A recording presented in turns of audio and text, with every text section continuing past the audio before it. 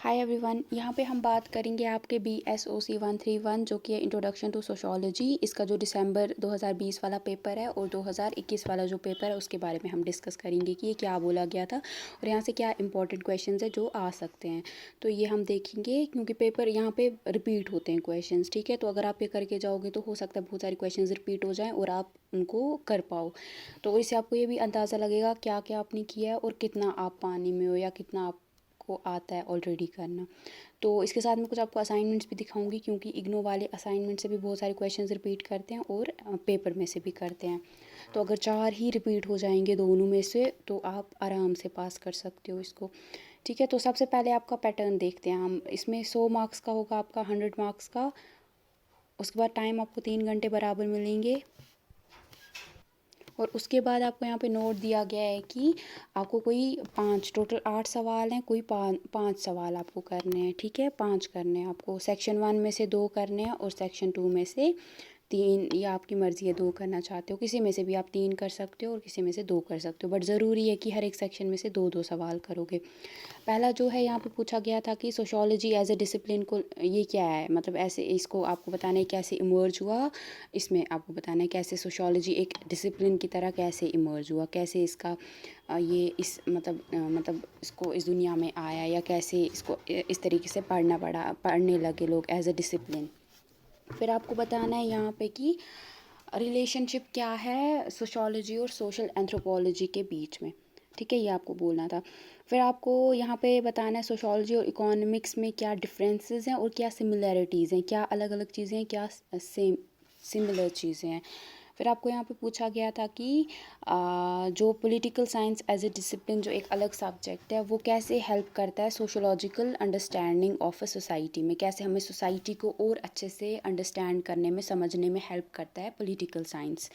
फिर आपको पूछा गया था कि कल्चर क्या होता है और उसके मेन फीचर्स क्या हैं, मेन पार्ट्स क्या हैं। फिर आपको सोशल ग्रुप के बारे में पूछा गया था। फिर आपको प्राइमरी और सेकेंडरी ग्रुप्स के बारे में पूछा गया था, ये क्या होता है। फिर आपको स्ट्रक्चरल फंक्शनल अप्रोच जो रेड क्लिफ ब्राउन ने दी है वो क्या है। फिर आपको बोला गया था सोशलाइजेशन क्या होती है और इसकी क्या मेन एजेंसीज हैं। तो ये आपको पूछा गया था। और सेम आपका हिंदी वाले जो मीडियम के बच्चे हैं उनके लिए ये रहा आपके लिए, ठीक है। तो आप देख सकते हो आपका जो पेपर है। और उसके बाद है आपका जो अभी दिसंबर के 2021 वाले बच्चों का पेपर था वो क्या, उसमें क्या बोला गया था। तो यहाँ पे इनको बोला था 400 वर्ड्स में लिखना है, ठीक है। आपको बोला था पिछला जो पेपर था उसमें 500 बोला था, इसमें 400। तो हो सकता है आपको दोनों में से कुछ भी बोल सकते हैं।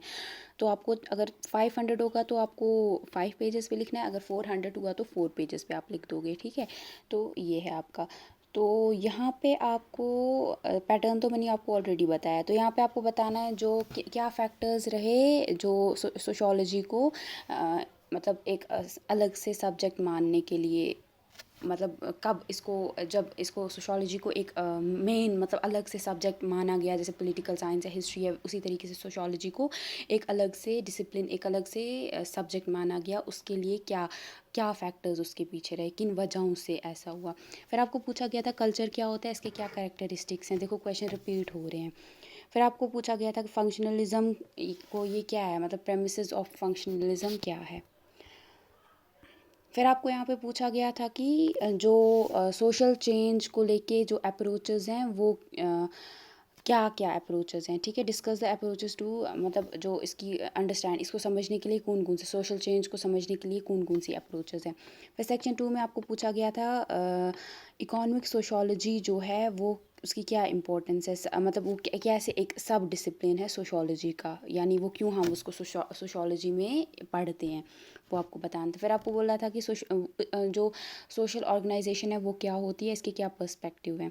फिर आपको पूछा गया था कि explain the concepts of status and role with suitable example. Status क्या होता है और रोल क्या होता है, इसका आपको बताना था ये क्या होता है, एक दो कॉन्सेप्ट्स क्या हैं और कुछ एग्जाम्पल्स देनी। फिर आपको बताना था कम्युनिटी कैसे बनती है, क्या कैरेक्टरिस्टिक्स होते हैं कम्युनिटी के। सेम आपके लिए हिंदी जो है हिंदी मीडियम के बच्चे उनके लिए भी। तो ये रहा आपका, ठीक है। अब मैं आपको दिखाऊंगी असाइनमेंट्स, वो भी आप देख सकते हो जल्दी से। जो ये असाइनमेंट है ये आपका 2019-20 वाला है, ठीक है। और 20-21 वाला सेम है, ये दोनों सेम है, ठीक है। तो ये आप देख सकते हो। तो मैं आपको सीधे 20-21 वाला दिखाऊंगी। तो सबसे पहले यहाँ पे बोला है कि क्या ऐसे फैक्टर्स है जिन जो कि सोशोलॉजी के मतलब एज अ अलग डिसिप्लिन बनने में हेल्प किया जिन्होंने। सेम क्वेश्चन रिपीट हुआ है आपका। फिर आपको बोला है कि एलिमेंट्स कल्चर के क्या एलिमेंट्स होते हैं। सेम देखो क्वेश्चन आया यहीं से। फिर आपको बताना है सोशल चेंज जो है इसको क्या क्या अप्रोच से हम स्टडी कर सकते हैं। वापस से क्वेश्चन रिपीट। फिर आपको यहाँ पे बोला गया है कि जो सोशोलॉजी और सोशल एंथ्रोपोलॉजी है इसमें क्या सिमिलैरिटीज़ है, क्या सेम चीज़ें हैं। फिर आपको यहाँ पे पूछा गया था कम्युनिटी के क्या कैरेक्टरिस्टिक्स हैं। क्वेश्चन रिपीट हुआ है वापस यहाँ से। फिर आपको पूछा गया सोशल साइकोलॉजी क्या होता है और इसमें जो इंटर डिसिप्लिनरी जो अप्रोच है वो क्या है। फिर आपको बोला गया है सोशल इंस्टीट्यूशन का क्या ये जो सोशल इंस्टीट्यूशन है ये क्या होता है। फिर आपको पूछा गया था ऑर्गेनाइजेशन की क्या अलग अलग किस्में होती है। फिर आपको प्रेमिसेस ऑफ फंक्शनलिज्म के बारे में पूछा गया है। फिर आपको मीड्स जो थ्योरी है सेल्फ डेवलपमेंट ऑफ सेल्फ को लेके वो क्या है। फिर आपको यहाँ पे पूछा गया है कि जो कंटेम्प्रेरी इकोनॉमिक सोशोलॉजी है वो क्या है। फिर आपको कल्चर ट्रेट और कल्चर कॉम्प्लेक्स के बारे में पूछा गया है कि क्या होता है। फिर आपको एस्क्राइब्ड और अचीव्ड स्टेटस के बारे में लिखना था, ये दो क्या होते हैं। फिर आपको बताना था मल्टीपल रोल्स और रोल सेट क्या होता है। फिर आपको कॉन्सेप्ट सोशलाइजेशन क्या होती है ये बताया है। ये आपका 2021-22 वाला जो आपने भी सॉल्व किया होगा। ये आपको बताया यहाँ पे पूछा है कि मॉडर्न सोशल एंथ्रोपोलॉजी क्या होती है, ये कैसे आई, एक अलग मतलब ये कैसे इसका जन्म जन्म हुआ, ठीक है, कैसे इमर्ज हुई। फिर आपको बताना है यहाँ पे सोशोलॉजी और इकोनॉमिक्स को लेके क्या सेम प्रॉब्लम्स हैं कि अलग अलग हैं, ठीक है, ये बताना था आपको। फिर आपको बताना है सोशोलॉजी और हिस्ट्री के बीच में क्या लिंकेजेस हैं, तो क्या है मतलब क्या इस बार ये क्वेश्चन ये पूछ सकते हैं क्योंकि इससे पहले पॉलिटिकल को लेके पॉलिटिकल साइंस को पूछा था, इकोनॉमिक्स हो सकता है इस बार हिस्ट्री को पूछेंगे।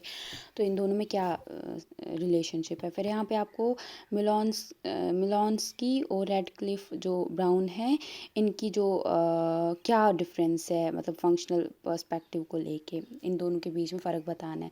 फिर आपको यहाँ पे बोला गया है कि पॉलिटिकल सोशोलॉजी जो है ये सब फील्ड ऑफ सोशोलॉजी कैसे है या है क्या ये सब मतलब फील्ड ऑफ सोशोलॉजी। फिर आपको पूछा गया था कि कंजर्वेटिव रिएक्शन टू एनलाइटनमेंट क्या है। फिर आपको पूछा गया था कि sociological concept and methods used in social psychology में कौन कौन से सोशोलॉजिकल कॉन्सेप्ट्स और मेथड्स इस्तेमाल किए जाते हैं। फिर socio cultural factors of social change क्या क्या हैं। फिर आपको जेंडर सोशलाइजेशन क्या होती है और कम्युनिटी बन क्या होता है। फिर आपको पूछा गया है यहाँ पे डिफरेंस बताना था, फ़र्क बतानी थी पॉलिटिकल सोशोलॉजी और सोशोलॉजी ऑफ पॉलिटिक्स में। फिर आपको प्राइमरी और सेकेंडरी सोशलाइजेशन बतानी थी क्या होता है। फिर सोशल इंस्टीट्यूशन क्या होता है, स्टेटस क्या होता है और कल्चर और सिविलाइजेशन में क्या फ़र्क है। तो इस बार भी बहुत सारे क्वेश्चंस यहाँ से आने के चांसेस हैं। तो आप प्लीज़ क्वेश्चन पेपर जो है प्रीवियस ईयर के 2 और ये जो आपके असाइनमेंट्स हैं आप मिस नहीं करना, इनको करके जाना। और आप बहुत लकी हो कि आपको दोनों साल के पेपर्स मिल रहे हैं। बहुत सारे ऐसे भी बच्चे हैं उनके पास सिर्फ एक पेपर है, एक ही टाइम का पेपर था।